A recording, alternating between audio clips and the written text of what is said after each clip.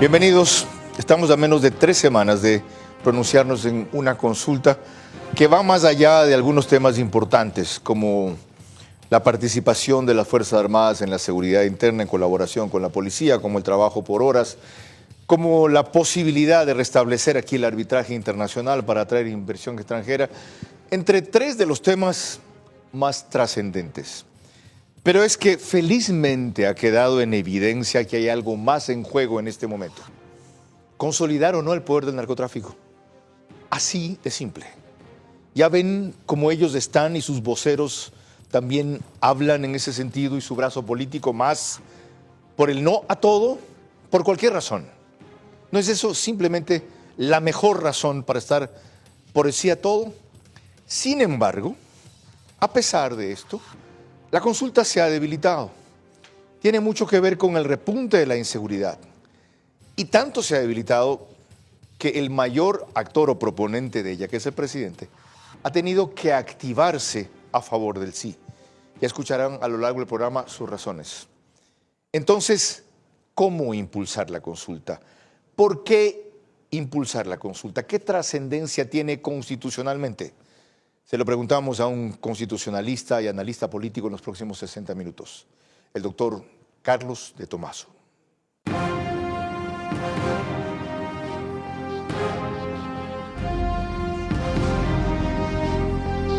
Este es Vera a su manera. Un comunicador que desde 1975 ha sacudido la televisión con formatos y estilos polémicos, sin ocultar sus simpatías ni jactarse de objetividad, pues el periodismo de opinión siempre asume una posición. Bienvenidos a coincidir o discrepar con Vera a su manera. Opinión con propósito. Democracia.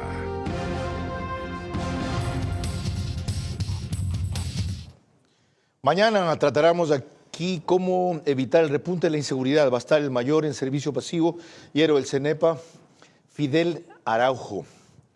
El jueves, la ministra de Gobierno, Mónica Palencia. El viernes, en cambio, Fausto Ortiz, sobre el giro que necesita el manejo económico y no se ve. Más aún la semana en que comenzó a entrar ya en vigencia el incremento del 15% del IVA. Les recuerdo que nos pueden seguir por Facebook y YouTube, de Vera a su manera. Estamos en Extreme TV Cable, de Canal 15, Vito TVO, o 709 en el mismo canal, pero alta definición. En DirecTV, el canal 194, corresponde a Manavisión, Canal 9, señal abierta solo en Manaví. En estas 2 cableras que son las mayores del país y en todas las demás, salimos gracias a RTU. DirecTV 177, CNT 12, Extreme TV Cable 69, Claro TV 30 y Cable Unión 09. En radio, Centro 101.3 FM para Guayaquil y Santa Elena. En audio y en plataforma a nivel mundial con imagen también. Candela con K, 89.3 FM en Puerto Viejo, Manabí y La Bonita del centro del país, en Riobamba. 89.3 FM igual para el Chimborazo, Cotopaxi y Tungurahua. En Quito nos siguen por Radio Única 94.5 FM. María Clara Triviño Martínez, bienvenida. Gracias, Carlos, para ti y para todos nuestros amigos televidentes y radioescuchas que nos acompañan como siempre en este programa. Vamos a iniciar con una pregunta para quienes dudan en votar por el sí en la consulta. El hecho de que el individuo que comandó los movimientos para incendiar la ciudad de Quito en octubre del 2019 esté llamando a votar por el no, debería ser la razón más importante. Así que para votar por el sí, así que escuchemos cómo lo dijo él en Radio Pichincha. Precisamente dio declaraciones Leonidas Issa, presidente de la CONAIE. 2 bloques que ha presentado el presidente de la República para el referendo y la consulta popular. Nosotros, de las 11 preguntas que están allí, el Consejo de Gobierno hemos tomado la definición de no. Hemos analizado pregunta por pregunta, todas no. No van a resolver ni el problema de la inseguridad, no van a resolver el problema del narcotráfico, ni van a resolver nada. Carlos de Tomaso, bienvenido. Él es articulista del Universo, profesor de Derecho Constitucional en la Universidad Católica, máster en Derecho Administrativo, está en la fase final de un curso para PhD también en Derecho Constitucional en Granada y colega, debo decir, no comentarista, sino conductor además y analista político en Radio Centro.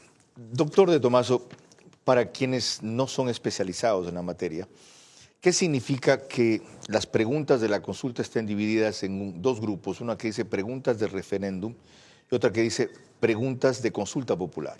Hay tres. Buenas noches, antes que nada. Bienvenido. Y antes que nada decir que yo no voy a votar sí porque el señor Issa va a votar no, sino porque las Fuerzas Armadas lo necesitan. Las Fuerzas Armadas participaron de la creación de esta consulta, participaron de la creación de estas preguntas y lo menos que debemos en agradecimiento, en apoyo a las Fuerzas Armadas, a la policía, quienes se juegan la vida por nosotros, es apoyar esto. Decir, Carlos, que el 21 de abril vamos a votar tres cosas que son distintas. Una es una reforma constitucional. Recordemos, ese es un método, una forma de modificar la Constitución de temas trascendentales que pasa primero por la Asamblea Nacional y termina en el voto popular, que es el artículo 158. Luego tenemos otro paquete de 4 o 5 temas que son enmiendas a la Constitución, que de acuerdo a la Constitución la enmienda puede hacerse o en la Asamblea o a través de un referéndum. Eso es lo que vamos a votar. Y luego están la tercera parte, que son preguntas de consulta popular que ha hecho el gobierno, que no implican modificación constitucional, pero sí implican temas importantes. Vamos con la primera, que dice justamente sobre el tema al que aludía el doctor de Tomaso. ¿Está usted de acuerdo con que se permite el apoyo complementario de las Fuerzas Armadas en las funciones de la Policía Nacional para combatir el crimen organizado, reformando parcialmente la Constitución de conformidad con lo previsto en el artículo 17? ¿Por qué sí, más allá de la gratitud con las Fuerzas Armadas?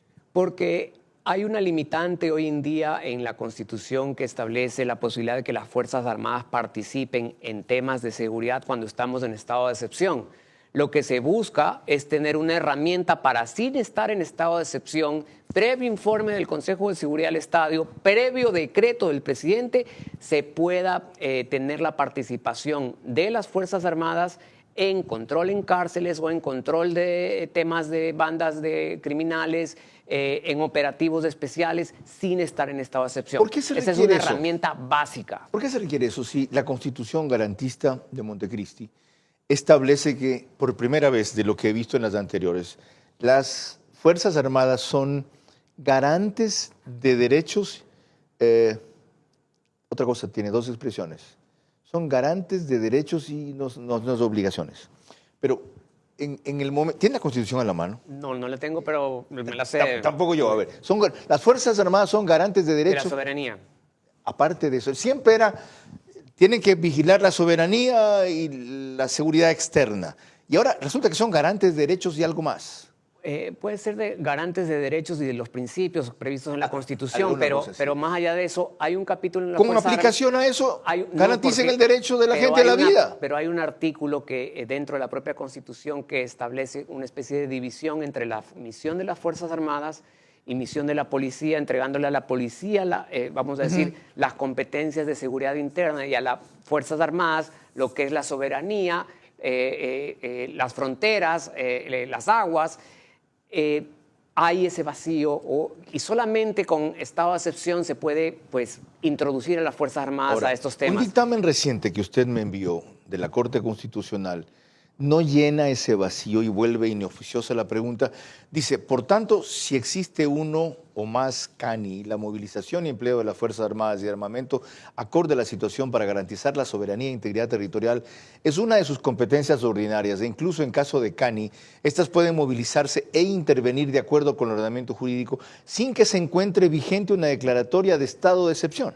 Sí, la Corte Constitucional dice en el último control automático de la renovación del estado de excepción que pudiera las Fuerzas Armadas permanecer en las calles porque estamos frente a un conflicto armado interno y en virtud de eso, dentro de las funciones de las Fuerzas Armadas es cuidar la soberanía. No obstante, es un fallo, es un criterio jurisprudencial que se apoya en un criterio jurisprudencial, en una interpretación. acá estamos dando ya la herramienta, la modificación constitucional, la que las Fuerzas Armadas quieren, porque hay que ver si con esa jurisprudencia las Fuerzas Armadas se sienten tranquilas de ir a la calle. En cambio, con este texto, con el artículo 158 de las Fuerzas Armadas, no lo digo yo, lo escuché de un asesor jurídico de las Fuerzas Armadas en un foro que tuvimos, decir, nosotros participamos en la redacción de esa pregunta, nosotros participamos, estamos de acuerdo y es lo que queremos, es lo que necesitamos. ¿Y sabe quién lo dijo aquí, usted que vio ese programa, el ministro de Defensa? Dice, lo primero que me preguntaron en un reparto militar del Oriente, cuando yo les dije qué necesitan, se paró uno de ellos que habló a nombre de todos y dijo, no necesitamos más vituallas, mejores comedores, nuevas armas. No, dijo, necesitamos saber si ustedes nos van a respaldar cuando nosotros vayamos a ser enjuiciados y criticados por intervenir en el orden interno. Y me pasó lo mismo, cuando yo le pregunté al asesor jurídico de las Fuerzas Armadas si estaban de acuerdo, si se sentían cómodos con las preguntas, me dijeron, claro, si nosotros participamos en la elaboración. Menos mal. Y eso es importantísimo que la gente lo conozca. O sea, ¿qué toca hacer después de que gane el sí en la pregunta A, primera? Bueno, después de la pregunta va a haber una tiene que expedirse una ley que regule los límites de esa participación, más allá de que va a tener control automático como el estado de excepción de la Corte Constitucional. Sí se establece la necesidad de expedir en el plazo de 200 días contados a partir de la vigencia un marco normativo que desarrolle los parámetros, límites formales y materiales del apoyo complementario de las Fuerzas Armadas a la policía, sin perjuicio de que, según mi criterio, así no esté dictada esa norma, las Fuerzas Armadas ya se puede aplicar este artículo, la Corte Constitucional pues tendrá que validarlo hasta que la Asamblea Nacional dicte la respectiva ley. Sin necesidad de esto, entonces pueden seguir en las calles, como todo el mundo reclama. Sí, yo estoy completamente seguro de que aprobado esto pueden ya empezar a actuarse de acuerdo al nuevo texto del artículo 158. Además que hoy en día tenemos esa pequeña jurisprudencia que le permite en estado de conflicto armado, dice, para mantenerse en las calles. Porque en ese caso tiene además el principal respaldo más allá de la legalidad, la legitimidad. El pueblo dijo, sí, esto quiero yo. Y algo importante, Carlos, porque las personas de los derechos humanos dicen, no, que eso es militarizar el país. No, acá en el artículo dice que también va a tener control de la Corte Constitucional el decreto ejecutivo que establezca el apoyo específico de las Fuerzas Armadas. Es decir, que la Corte Constitucional, en el evento que vea que hay algún abuso en el ejercicio, va a poder también dejar sin efecto ese decreto. Entonces, no hay lugar a esa preocupación. Como tampoco hay lugar a pensar de que esto es tierra de nadie, porque aquí se está sometiendo la intervención de las Fuerzas Armadas a todos los protocolos y convenios internacionales de derechos humanos, y eso también es importante decirlo. Qué bueno que lo recuerde, porque ahora que han intervenido las Fuerzas Armadas, hay varios extremos defensores de los derechos humanos, de los delincuentes y poco de los inocentes, que vaticinaron que esto iba a ser una masacre. Inclusive hay quienes reclaman que hay que intervenir como corresponde en un conflicto armado interno con el enemigo, es decir, eliminarlo, no solamente apresarlo. Mañana viene quien sostiene esa tesis, el mayor Fidel Araujo. Esta mañana escuché decir lo mismo a un analista político, justo en el programa con Carlos de Tomaso y Juan Javier Benedetti, a Pocho Harf. Y otra cosa además, esta intervención que va a ser para cosas específicas, por ejemplo, si hay una crisis penitenciaria, se da la autorización específica, también tiene un plazo máximo de 180 días más 30.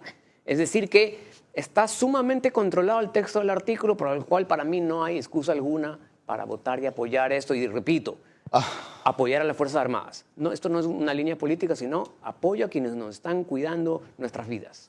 Qué pena que el doctor de Tomaso se va a un campeonato mundial de pádel este fin de semana. Ahí donde lo ven, seleccionado el Ecuador, más de 50 años. ¿Por qué? Porque deberíamos hacer un programa de este tipo cada semana hasta que sea el día de la consulta. Esto es lo que le falta como iniciativa al gobierno, que para algo le sirva su canal público, pues su radio pública, aunque proviene del Estado. Y desde luego, como nos falta de iniciativa a los medios de comunicación, quien sí tenemos espacios para eso, y se lo damos, me incluyo, muy ocasionalmente. Entonces voy a considerar mi propia crítica a ver si la semana anterior a la consulta desarrollamos toda la semana el tema solo sobre las preguntas de la consulta. María Clara.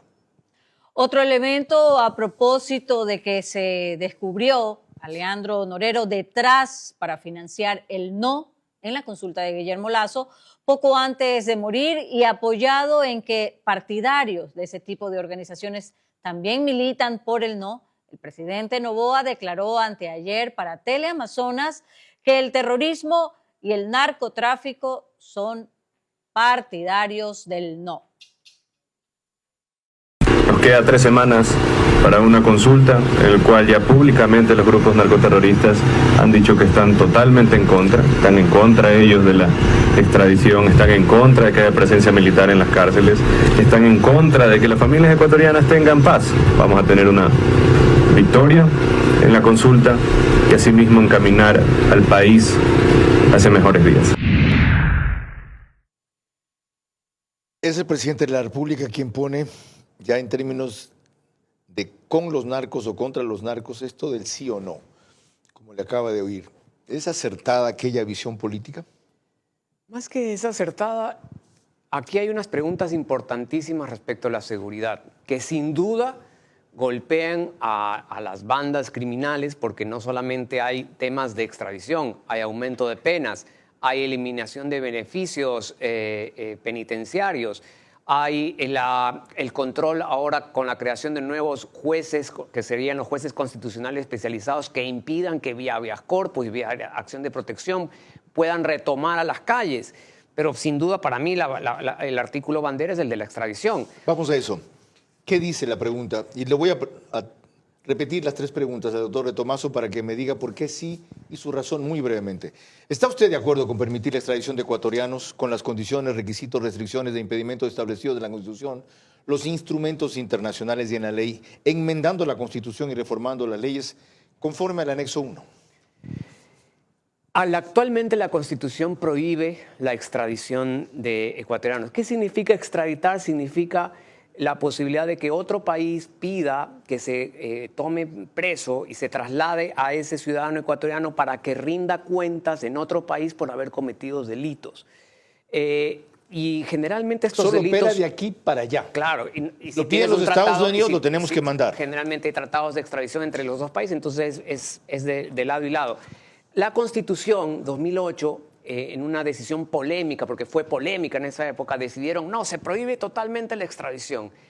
¿Eso qué hace? Pues que quien delinque aquí, quien forma parte de una banda criminal transnacional incluso, Ecuador es un buen territorio para operar, porque sabes que si en algún momento te cogen, primero no vas a ser extraditado y segundo, con la justicia que tenemos probablemente sales rápidamente. Okay. ¿Por qué el terror? Porque si es que ya existe extradición aquí y un ecuatoriano está participando en un delito transnacional, generalmente, por ejemplo, en este caso narcotráfico, que generalmente hacen operaciones con Estados Unidos, se lo coge detenido aquí, en Estados Unidos hay un expediente allá, pues puede terminar en la justicia americana. ¿Cuál es la diferencia entre la justicia americana y la ecuatoriana? La impunidad. Ok.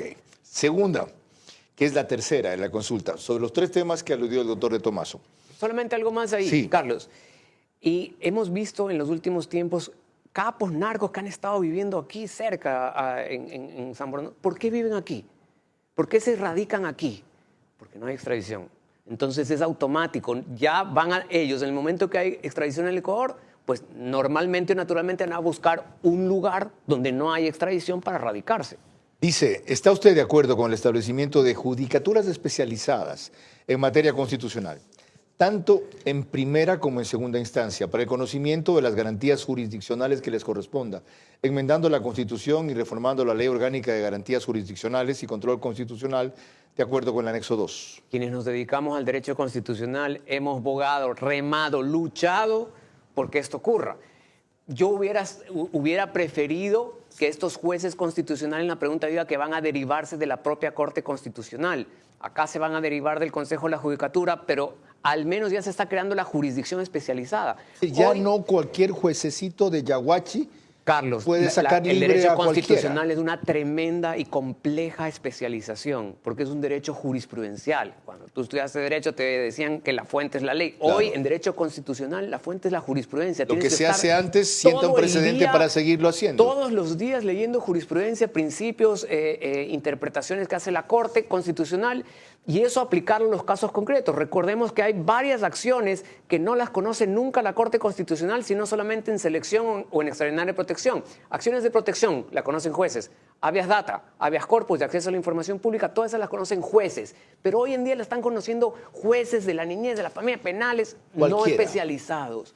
¿Esos son los jueces llamados multicompetentes? Esos jueces multicompetentes que hacen múltiples cosas, ¿no es cierto? Que terminan con una acción de habeas data, pues generando el reconocimiento o declarando pagada una deuda por una acción de protección, me hago dueño de una cosa.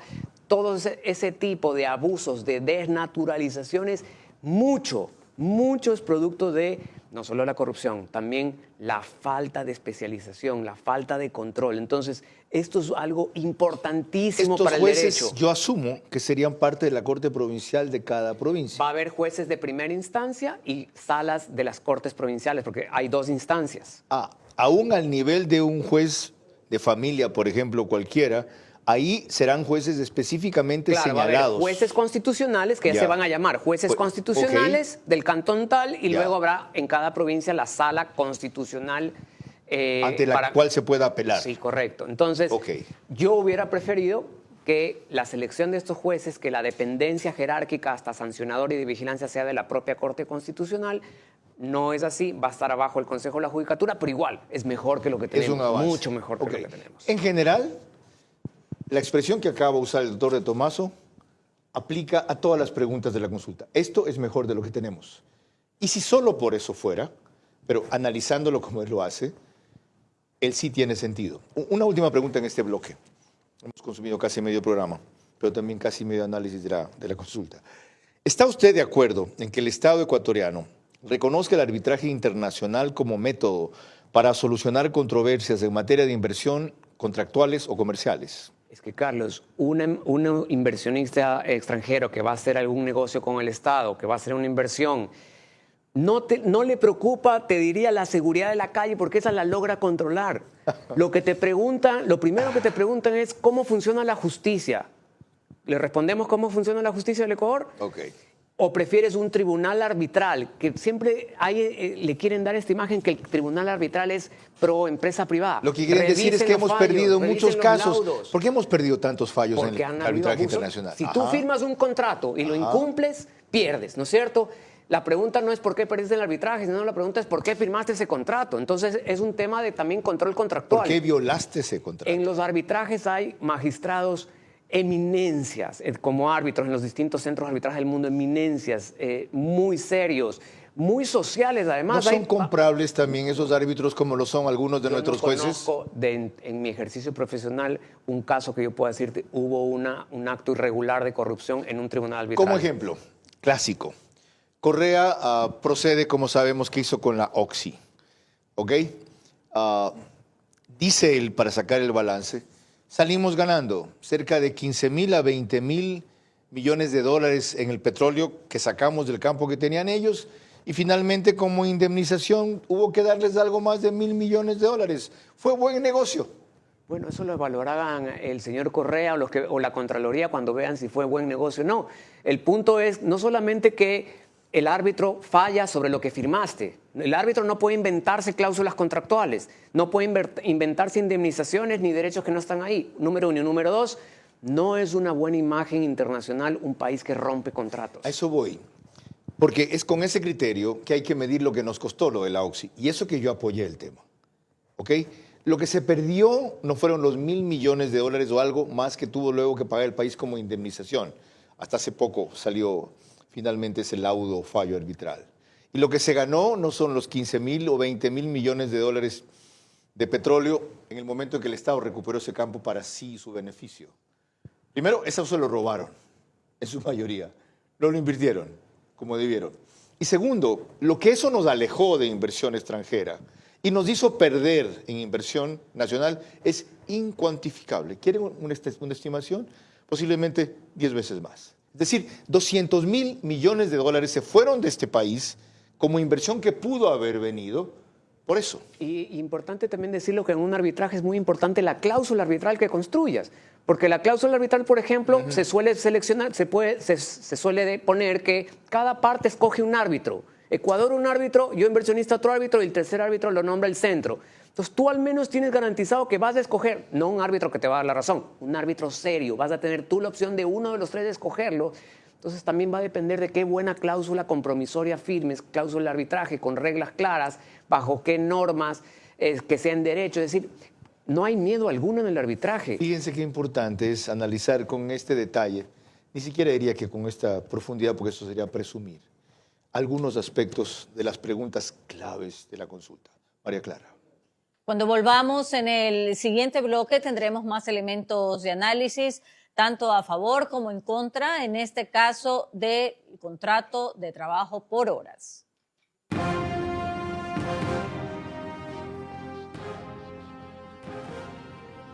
Impulsar el sí en la consulta es tarea de toda la sociedad limpia, democrática de este país. No solo del presidente Noboa. Quienes reclaman democracia y justicia deben entender que allí se abre o se cierra la puerta hacia ese camino. Eso es lo más importante en juego. ¿Cómo impulsar la consulta? Es el tema que estamos tratando. El doctor Carlos de Tomaso, constitucionalista, invitado central. Les recuerdo que el reprise de este programa es por OnePlus, Canal 14, el mismo número en las 3 cableras que lo reproducen, Extreme TV Cable, Claro TV, CNT. Apenas concluye, el periódico digital Ecuador en Vivo subió un resumen a su portal principal y página de noticias. Macro Digital es la señal cuyos suscriptores nos permiten llegar a todos los Estados Unidos, y en Puyo, Nina Radio 104.7 FM reproduce el programa al día siguiente, mañana 13 horas de ese reprise. María Clara. Regresamos al tema y veremos que en declaraciones para RTS, Ivonne Núñez, ministra de Trabajo, ha sido muy clara y reiterativa respecto a las posibilidades y también a las limitaciones del contrato por horas que plantea el gobierno en la próxima consulta. El trabajo por hora tiene un objetivo, entregar trabajo a quienes no lo tienen. Y en el Ecuador, la población económicamente activa, según los datos del INEC, son superiores a 8 millones. De esos 8 millones, menos de 3 millones tenemos trabajo, tanto en el sector público como en el sector privado. La diferencia de trabajo tenemos 1.700.000 personas que son subempleadas, es el trabajo informal. Allá está identificado un segmento para el contrato por horas. ¿Es correcta la promoción que hace el gobierno, la argumentación para defender esto que tanto interesa y promovió en la campaña? Esta pregunta puede provocar el miedo de que quieran sustituir el trabajo, el contrato de trabajo que yo tengo para un trabajo por horas. Y la solución sería que en la pregunta diga que solamente puede utilizarse el trabajo por horas cuando se inicia una relación laboral. Y eso dice la pregunta. La pregunta dice con exactitud que ¿está usted de acuerdo con enmendar la Constitución para reformar el Código de Trabajo para efectos de incorporar el trabajo por horas cuando se celebre por primera vez entre el empleador y el trabajador? Es decir, no hay riesgo alguno de que quien tenga un trabajo le quieran cambiar su contrato de trabajo por uno de trabajo por horas, porque expresamente la pregunta protegió los derechos adquiridos y protegió que eso no puede pasar. Y es más, en el texto de la pregunta o de los anexos se establece que va a haber sanciones a quien hagan fraude y pretendan sustituir el contrato que hoy tiene el trabajador por uno por horas. Entonces, ese argumento no existe. Lo que sí existe es la posibilidad de que si hoy tienes un trabajo y quieres hacer horas en otro trabajo con un nuevo empleador para tener mayores ingresos, lo puedas utilizar. O si no tienes trabajo, iniciar una relación laboral con un contrato por hora. Es decir, ¿por dónde puede haber miedo en esta pregunta? Vamos ahora a los argumentos a favor y en contra. María Clara. Entre los principales detractores del contrato por horas están los trabajadores sindicalizados y también sus dirigentes, como por ejemplo Marcela Arellano, expresidenta del Frente Unitario de Trabajadores, quien expresó en días pasados aquí en este mismo programa su posición. Para precisar la fecha, fue el 18 de marzo del 2024. En esta consulta está incorporado el trabajo por horas, que es una regresión efectivamente de derechos, que se lo plantea como una posibilidad de generar empleo. En la práctica no hay generación de empleo porque una norma, una ley, sea progresiva o regresiva, no genera empleo. Para ello hay que tener políticas públicas que aseguren el fortalecimiento del aparato productivo. Típico argumento del FUT. Una norma no genera empleo y si eso es lo que el gobierno busca, no lo va a conseguir.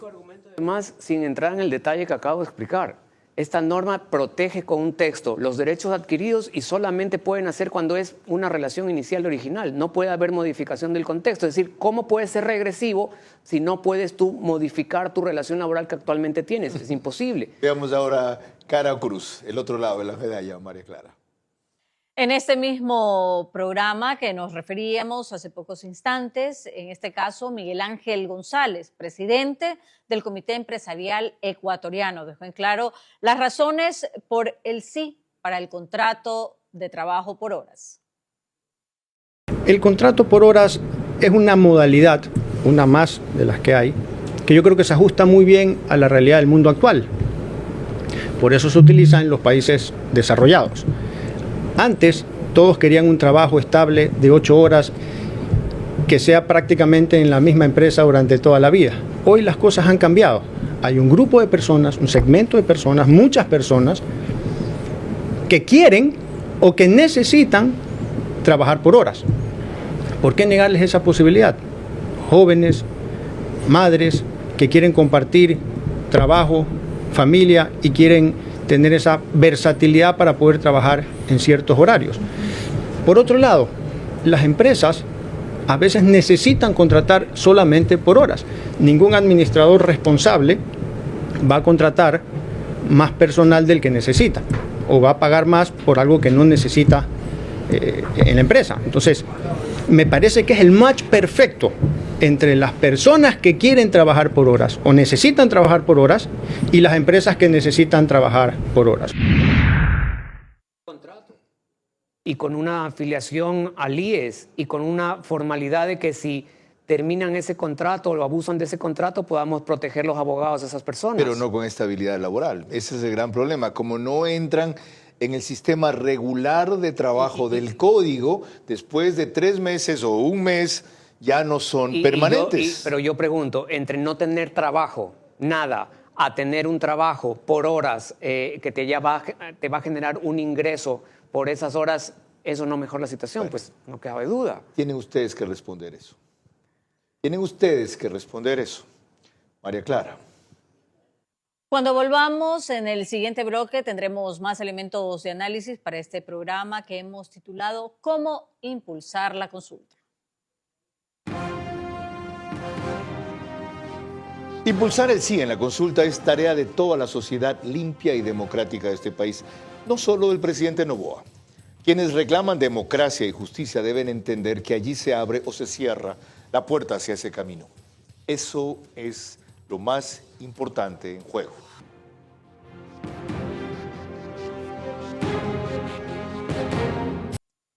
Esta es mi preocupación respecto a la consulta. Una encuesta reciente de IMACEN a 1.500 personas, 16 al 19 de marzo, en Pichincha, Guayas, Manabí, Azuay, resto de la costa, resto de la sierra, el oriente y Galápagos. Arrojó cuando preguntan, ¿conoce usted las preguntas que se van a hacer en la consulta popular? El total, vean, el verde es no. Dice que no, 63%. Luego, ¿es importante la consulta popular? Dice que no, 50.7%, casi igual. Y la otra parte, la siguiente, ya es distinta. ¿Cree usted que la consulta popular será importante para frenar la delincuencia en el país? En el total, aquí es interesante la respuesta en cambio. Recuerden que el celeste es sí, que sí, el 57.8%, ¿ya? Y se descompone cuántos aprueban, cuántos desaprueban, cuántos no resuelven o no tienen una posición. Es decir, a estas alturas, la consulta no tiene ni el conocimiento, ni el seguimiento, ni el apoyo que debería, dada la trascendencia que el doctor de Tomás ha explicado aquí, y eso es que nos faltan algunas preguntas. Alejandro Zavala dividió la temática de la consulta, él es consultor político, en 3 bloques para analizar. ¿Cuáles son esos, Alejandro? Para fines meramente didácticos he dividido a la consulta popular en 3 grandes grupos conceptuales. El primero, que tiene que ver con la sostenibilidad de las políticas de seguridad. Ahí tienes preguntas como el acompañamiento de las Fuerzas Armadas para que estén completamente en la calle, la extradición a los narcotraficantes, el control de armas y explosivos, entre otras. Un segundo punto, el que tiene que ver con marcarle la cancha a la Asamblea. ¿Cuáles son las preguntas que se relacionan con marcarle la cancha a la Asamblea? Pues la ley de extinción de dominio, el endurecimiento de las penas, el cumplimiento absoluto de todas las penas y quitarles a los privados de libertad las garantías que tiene. Y la tercera parte, que yo también creo que es muy importante, son las que tienen que ver con la economía y con la reactivación y con la inversión, que son básicamente 2. El trabajo por horas, donde va a poder la gente efectivamente acceder al trabajo, y la cláusula de arbitraje, que va a poder traer inversión al Ecuador, que se necesita en este momento para la generación de empleo. Yo, por esa razón, he decidido votar en todas las preguntas sí. Menos mal, en esos aspectos ya hemos hecho el análisis respectivo, Alejandro. Ahora, sin pretender disminuir ninguno de los temas, ni desconocer la forma en que usted los divide, ¿a cuál de ellos les daría más importancia? Me parece que el más importante, sin duda alguna, es el tema de seguridad. Creo que es el que más duro le ha pegado al Ecuador, es el que más dolor nos ha causado por la muerte de todos nuestros compatriotas. Hemos pasado un fin de semana tremendo, violento, y creo que es el que más se le debe dar prioridad.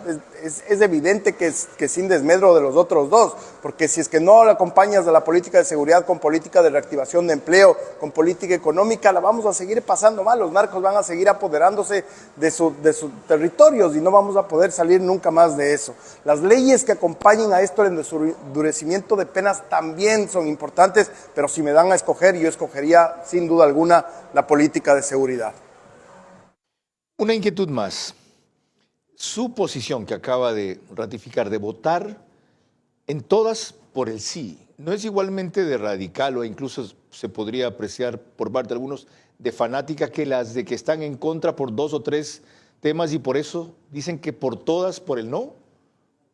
Yo voto en todas las preguntas sí, y no creo que sea ningún extremo, por una simple y sencilla razón, porque ninguno de los contenidos de las preguntas tienen un contenido dogmático, ideológico. O sea, todas apuntan a mejorar la seguridad, a mejorar la legislación penal sobre todo, y el resto a mejorar el trabajo, la oportunidad. Son 7 de cada 10 ecuatorianos que no tienen trabajo en este momento. Hay que darles trabajo, hay que dar oportunidades a la gente. Entonces, por eso mi decisión de votar sí. Lo otro es dogma ideológico, es pensar absurdamente que el trabajo se crea por decreto, y eso no va a pasar. Así que por esa razón mis 11 preguntas van a ser sí. Gracias, Alejandro Zavala, consultor político. Repaso brevemente las que no alcanzamos a analizar con el detalle de las anteriores, doctor de Tomaso, y escoja usted de estas cuál le parece más trascendente y por qué. ¿Está usted de acuerdo con que las Fuerzas Armadas realicen control de armas, municiones, explosivos, etcétera? ¿Está usted de acuerdo con que se incrementen las penas de los delitos de terrorismo, su financiación, producción y tráfico ilícito de sustancias catalogadas, etcétera? ¿Está usted de acuerdo con que las personas privadas de la libertad cumplan la totalidad de su pena dentro del Centro de Rehabilitación Social en delitos detallados en el anexo tal? ¿Está usted de acuerdo con que se tipifique el delito de tenencia o porte de armas, municiones o componentes que son de uso privado de las Fuerzas Armadas o la Policía Nacional, etcétera? ¿Está usted de acuerdo con que las armas, sus partes o piezas de explosivos, municiones o accesorios que fueron instrumentos u objeto material de un delito puedan destinarse de uso inmediato a la Policía Nacional, a las Fuerzas Armadas, etcétera? ¿Y está usted de acuerdo con que el Estado proceda a ser el titular, propietario de los bienes de origen ilícito o injustificado, simplificando el procedimiento de la ley orgánica de extinción de dominio, etcétera? De paso, el etcétera es mío para no leer toda la pregunta. No vayan a creer algunos que no están familiarizados con la consulta, por si acaso, con que la pregunta dice así.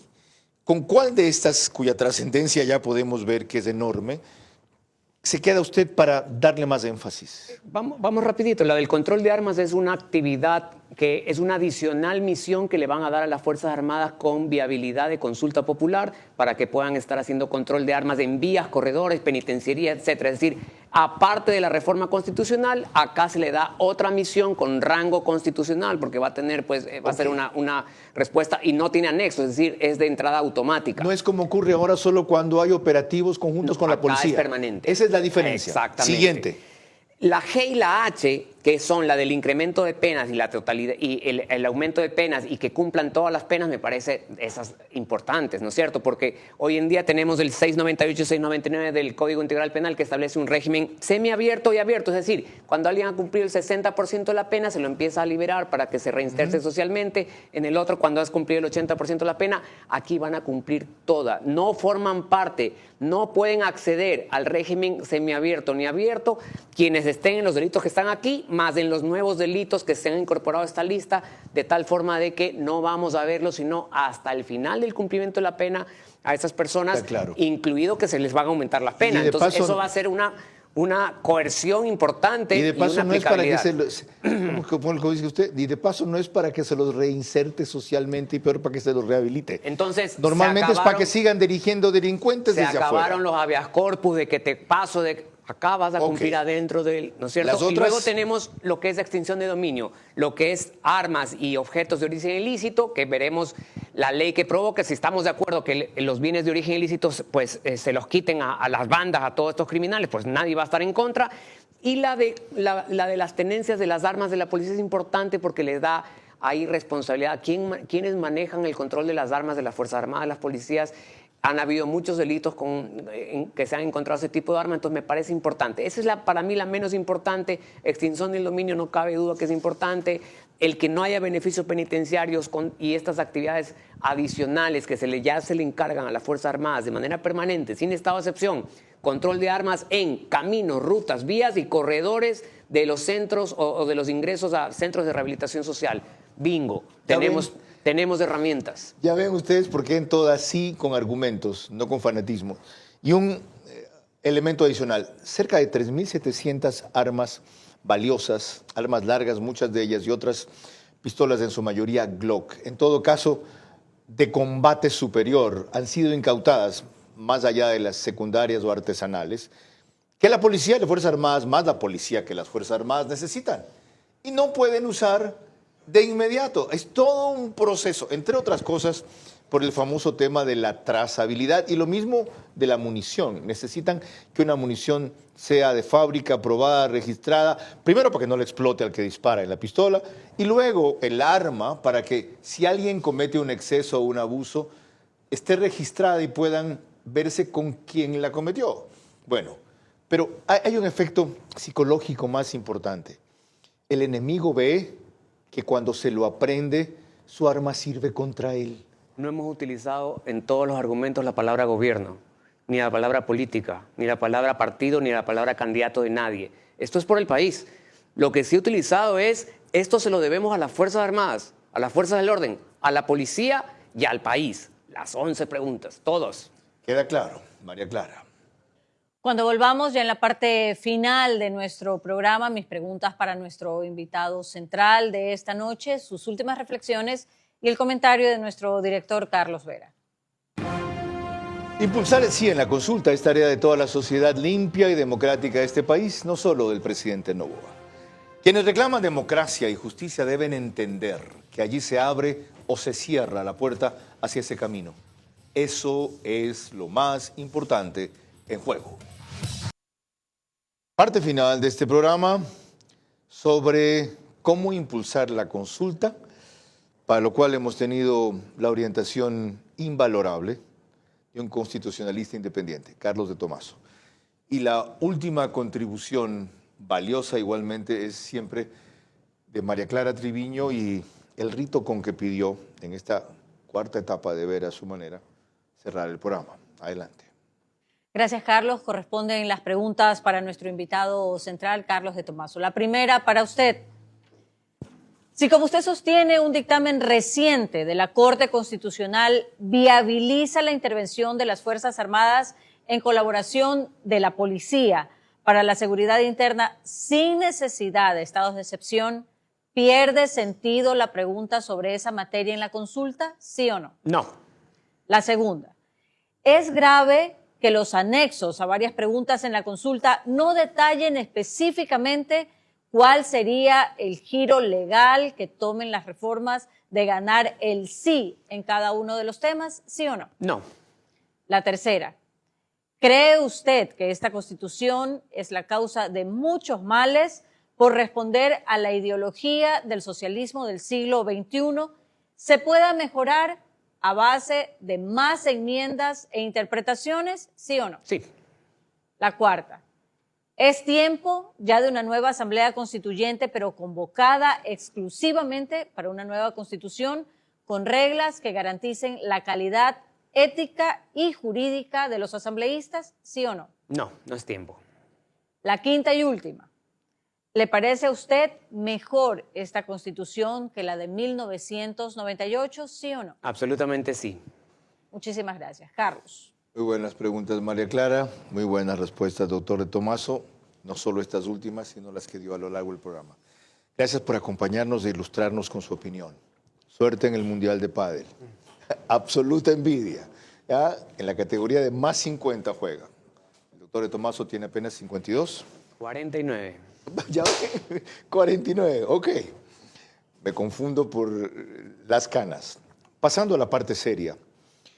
Carlos de Tomaso dijo aquí algo en su última intervención fundamental. Esto no es por el gobierno, esto no es por un partido, esto no es por el presidente, esto es por el país, como ha recogido nuestro comentario reiterado a lo largo de los 3 bloques. Esto es porque está en juego que abramos simplemente el camino hacia la democracia y la justicia, democracia incipiente y justicia convaleciente, o lo cerremos definitivamente. Ya saben ustedes las oportunidades que se pueden crear.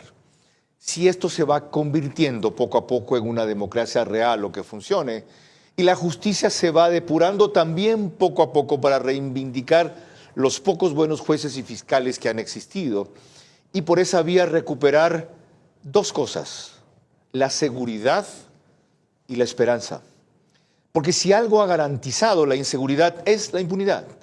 La certeza de los criminales y corruptos de saber que no los van a condenar, que si los condenan, consiguen un juez que puedan comprar, que si van a la cárcel, logran una celda que se convierta en hotel y finalmente pueden fugar. O alguien los saca con un recurso de habeas corpus, del juez de cualquier lugar. Y en cuanto a la justicia, en una sociedad donde no haya un mínimo de sanción para los que han saqueado históricamente este país desde el retorno constitucional, estamos perdidos. Ahí sí, perdidos. Eso es lo que nos estamos jugando. La vida de un país saludable, más que la reelección de un gobierno responsable que sí ha tenido el mérito de plantear los temas y de mandar a la cárcel a algunos de los capos desconocidos y nuevos de toda esta mafia que nos sigue atormentando. María Clara. El día de mañana a las 22 horas trataremos aquí el tema el repunte de la inseguridad. Nuestro invitado central será el mayor Fidel Araujo. Por ahora, gracias por su gentil compañía. Que pasen buenas noches.